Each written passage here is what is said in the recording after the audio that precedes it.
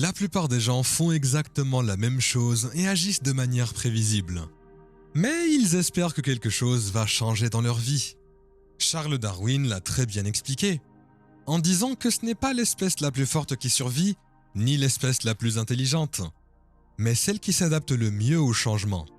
Si vous regardez le monde d'aujourd'hui, que ce soit le plan économique, politique ou même les aspects du plan religieux, de l'environnement, médical, il y a beaucoup d'éléments de notre culture qui commencent à s'effondrer. Historiquement, si l'on étudie la nature humaine, on constate que nous attendons toujours une crise, un traumatisme, une maladie ou un diagnostic, à la fois en tant qu'individu et en tant que culture, avant de décider de changer. Et si vous regardez cela et analysez l'histoire, c'est le signe que quelque chose de nouveau est sur le point de naître. L'ancien modèle de réalité commence donc à changer. Quelque chose de nouveau doit le remplacer. Nous avons donc deux moyens de faire face à une crise.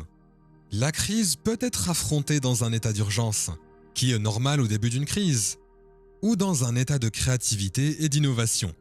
Nous allons donc parler de cet aspect biologique, parce que cela dit beaucoup sur la façon dont une culture ou une personne réagit individuellement. Quand vous et moi réagissons à des situations stressantes dans notre vie, nous activons notre système nerveux très primitif. Nous appelons cela le système nerveux de lutte ou de fuite, ou le système nerveux sympathique.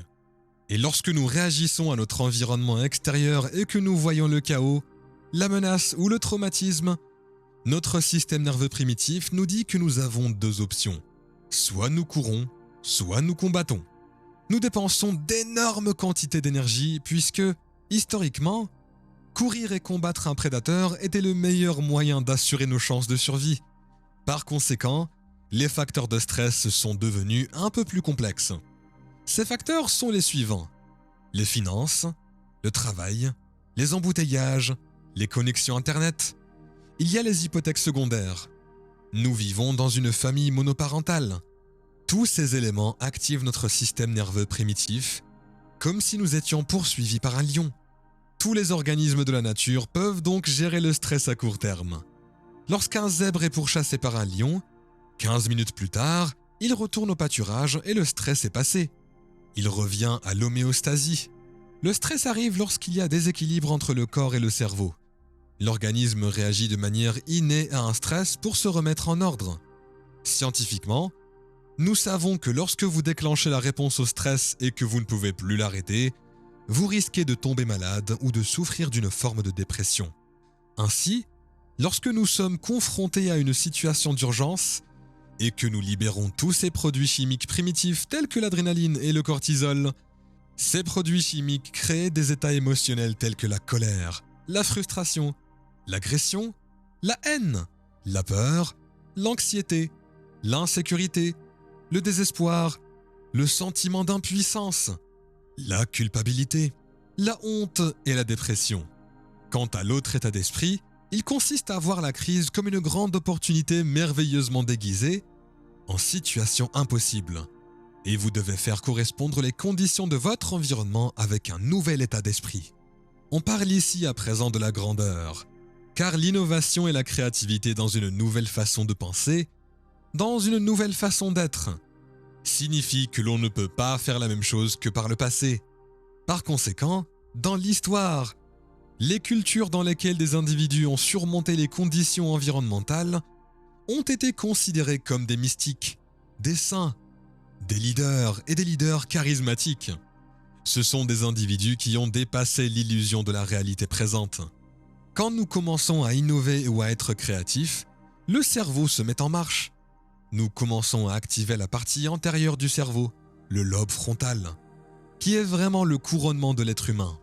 Nous commençons alors à nous poser des questions plus importantes. Comment pouvons-nous créer une nouvelle façon d'être dans un monde qui s'effondre ?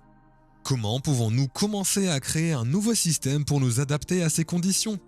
La partie la plus difficile, sans aucun doute, dans toutes mes recherches sur le changement, est de ne pas faire le même choix que celui que vous avez fait la veille. Pensez-y, vous avez 60 à 70 000 pensées par jour. Et parmi ces 60 à 70 000 pensées, 90% sont les mêmes que celles de la veille. Par conséquent, Ces mêmes pensées mèneront aux mêmes choix. Les mêmes choix mènent aux mêmes comportements. Les mêmes comportements créent les mêmes expériences, puis les mêmes expériences créent les mêmes émotions. Ensuite, les mêmes émotions conduisent aux mêmes pensées. Voilà ce qu'on appelle une personnalité. Votre biologie est le reflet de votre état d'esprit. Ainsi, votre personnalité est liée à votre réalité personnelle et votre personnalité est composée de votre façon de penser, d'agir et de ressentir les choses. Donc pour créer une nouvelle réalité personnelle, une nouvelle vie, vous devez commencer à examiner vos pensées et décider si vous voulez continuer à penser de cette façon ou choisir une nouvelle façon de penser. Vous devez prendre conscience et examiner vos comportements et voir si ces habitudes sont nécessaires pour créer un nouvel avenir. Il faut aussi examiner les émotions que vous avez gardées en mémoire et qui vous maintiennent en contact avec le passé et décider si ces émotions sont bonnes pour la santé. La plupart des gens essayent de créer une nouvelle réalité personnelle en gardant la même personnalité. Et cela ne fonctionne pas. Nous devons réellement devenir quelqu'un d'autre.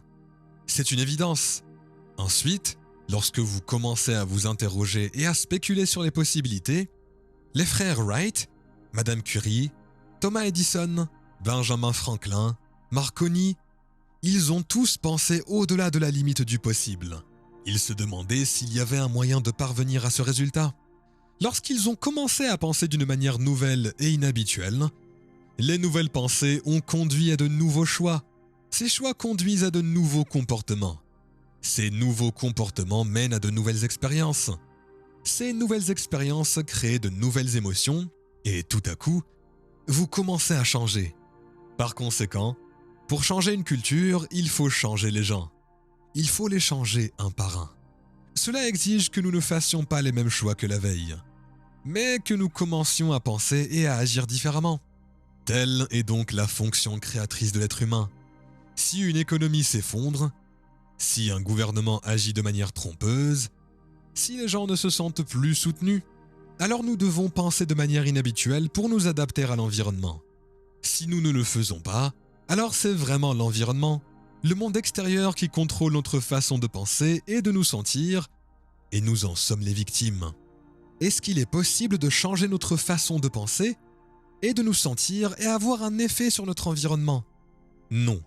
Il s'agit d'un concept qui devient très difficile lorsque les gens luttent pour survivre, parce qu'ils sont toujours préoccupés par la nourriture qu'ils ont sur leur table, par le bien-être de leurs enfants. Cependant, quelles sont les alternatives? En fait, il n'y a pas beaucoup d'alternatives. Lorsque nous commençons à poser une série de questions, nous nous demandons par exemple quelle serait la meilleure façon de gérer une entreprise dans ce monde en pleine évolution. Comment pourrais-je commencer à influencer mon avenir? Cela demande une chose incroyable, à savoir l'acquisition de connaissances, d'informations. À chaque fois que vous apprenez quelque chose de nouveau, vous créez une nouvelle connexion dans votre cerveau. Voilà ce que signifie l'apprentissage. Lorsque vous commencez à réfléchir à de nouvelles façons d'être et à apprendre de nouvelles informations, le cerveau se met à fonctionner et à créer de nouvelles séquences, de nouveaux schémas et de nouvelles combinaisons. À chaque fois que vous faites travailler le cerveau différemment, votre esprit change. Notre esprit, en effet, c'est notre cerveau qui est en action. Lorsque nous commençons à être créatifs, il se passe quelque chose d'inhabituel. Nous arrêtons de vivre en fonction de ces émotions de survie. En effet, ces émotions de survie changent notre perception et nous amènent à regarder l'avenir à travers la lentille du passé. Quand on commence à concevoir une nouvelle façon d'être, il faut renoncer à ce que l'on a utilisé toute sa vie pour obtenir ce que l'on veut, afin que quelque chose de plus grand puisse le remplacer. On parle à présent de génie et d'innovation. Une fois que l'idée est là, il faut passer à l'action. Il faut en faire quelque chose. C'est ainsi que le corps commence à influencer l'esprit et que les gens disent « Je veux que vous commenciez un régime demain. Je veux que vous fassiez de l'exercice ce soir. Mais vous n'allez jamais changer. Vous savez, vous êtes trop fatigué. Vous avez mal à la tête. Bref, vous savez que ce n'est pas bien. » C'est ainsi que les gens s'en sortent parce qu'ils réagissent à cette pensée. Ces pensées conduisent au même choix, au même comportement et créent la même expérience et créent le même sentiment. Et ils se disent que c'est normal. Non, c'est familier. Alors, en passant d'une mentalité corporelle à une autre mentalité corporelle, on traverse une rivière. La partie la plus difficile de ce changement est de ne pas faire le même choix que la veille. Une fois que les gens l'auront compris, ils se sentiront mal à l'aise. La question qui se pose alors est la suivante. Quelles sont les pensées que vous voulez activer dans votre cerveau et quels sont les comportements qui apparaîtront un jour ? Le fait de fermer les yeux et de répéter qui vous serez lorsque vous ouvrirez les yeux permet d'installer du matériel neurologique dans votre cerveau et de donner l'impression que vous l'avez déjà fait. Désormais, votre cerveau, qui est généralement un souvenir du passé, devient une carte de l'avenir et si vous continuez à le faire, le matériel commence à devenir un logiciel et vous commencez à vous comporter différemment.